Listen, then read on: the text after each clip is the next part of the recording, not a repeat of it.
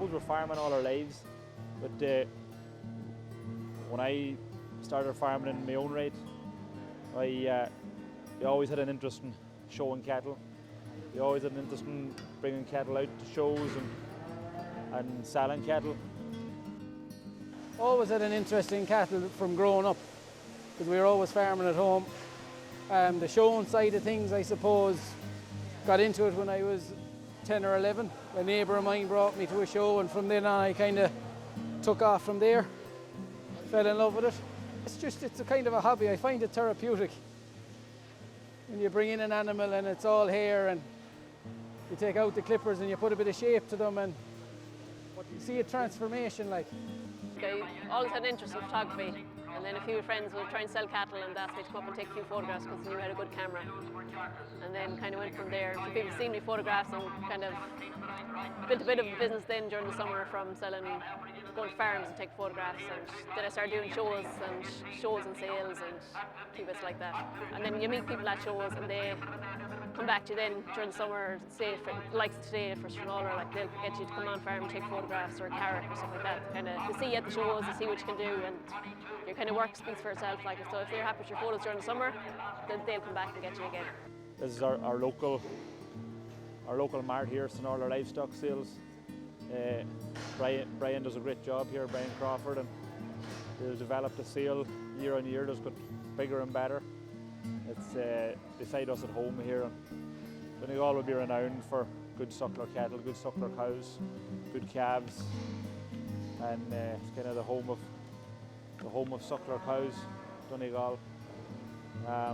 People around here would pride themselves on bringing out good calves, good cows.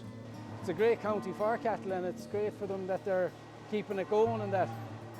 And sure, some of the top breeders are Donegal people, like, and all you have to do is walk around here today and you see the quality that are here. I suppose every year is different.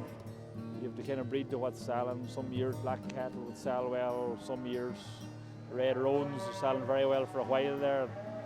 That's kind of what's selling well at the minute. So people are looking for good carcass, good conformation, and of course then at the end of the day, if they're looking for breeding females, they want colour. They're looking for good colours in them, as in your reds, your bit of a fleck of white through it, your blue cross cattle.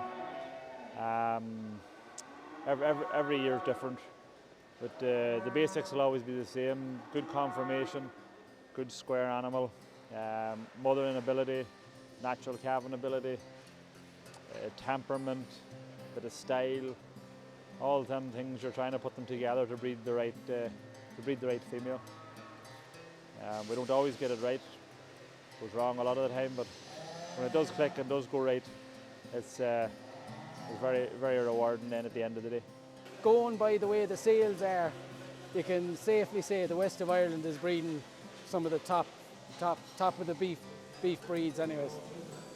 In the lines of commercial breeding and pedigree breeding, I think you wouldn't have to go too far from Donegal to South Galway to get to the top bloodlines, even into Cork. But a lot of the dairying is taken over and you're down to smaller numbers of beef cattle. I think they're trying to breed a better one all the time, so it'll keep the trade going, keep it up.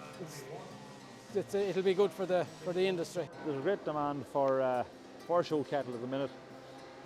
Quality is selling. The national suckler herd is depleting. As most lads are keeping less cows and trying to keep better cows. They're not as scarce anymore as they used to be, the good cattle, because you can see the likes of these sales, more people are getting involved in it and there's more promoting done on it, and it's like that.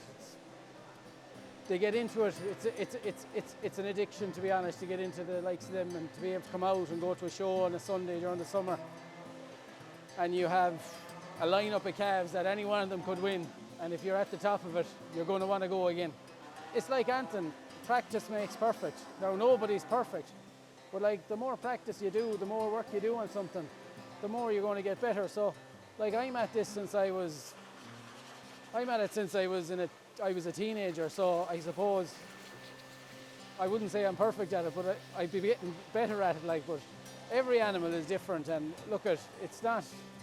If you take it too serious, you're not going to get good at it, because You just have to take it as it comes, but like that, practice, you do get better at it.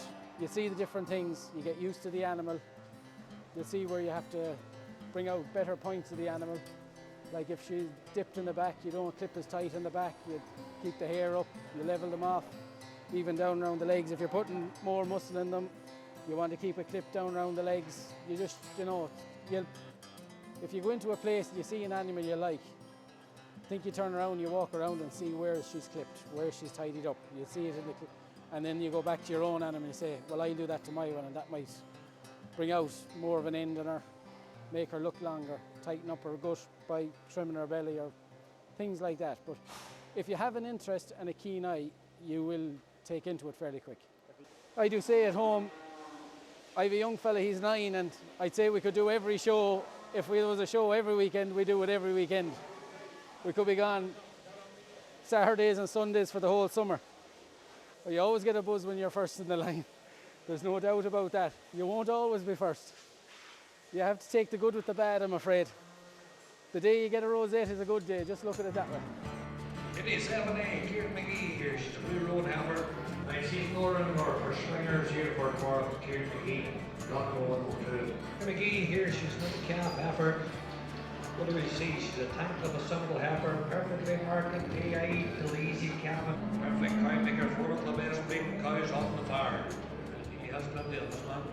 Look, it's like Anthony, there's a bit of fun in it. People enjoy it.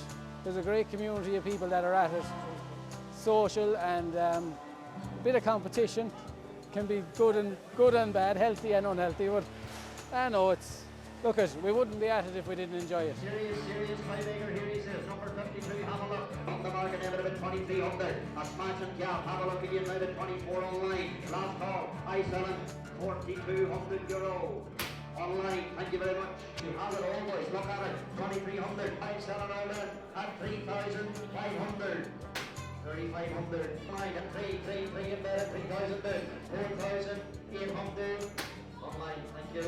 Scandon cab, 3, 3, 2, 3, 2, 5, and bid, 4,500, 4,500, and 5,000, 300. Online, thank you. 5,000. 5,2, 5,2,5, 5,008, 5,008, 6,000. Come on, wait, you see one like it? 7,000, 7,2. Hold on, 50 now. 7,008, 8,5. You've been running from the start now. Don't leave it. It's great to see cattle on the show day, and people are happy with how they get on. But then sim cattle could go out to another show next week and get on totally different. Might have came first, whereas it might come last the next day. But then on a day like this, you're expecting your cattle to sell for 2,000 or 3,000, and then they could make it 9,000. There's a great buzz to that. 9,500, come on, 9,005. Do we wish you better now? 9,005, that's only left. 9,005, at 9,005 in bed. Hold on there. 9,005, at 9,005 in bed. Hammers up. Hold on. Last call. Wait. I sell it at 9,500. 9,500.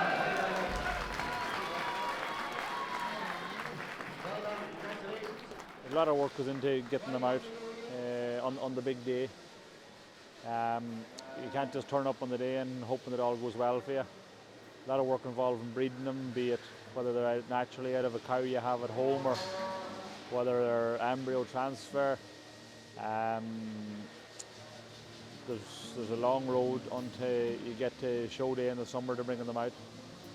A lot of sleepless nights, a lot of stomach tubing, hard calvings, sections. Not always the case, but a lot of the time it is. So if you're lucky enough to get to the top of the line and get a red rosette, that's well deserved.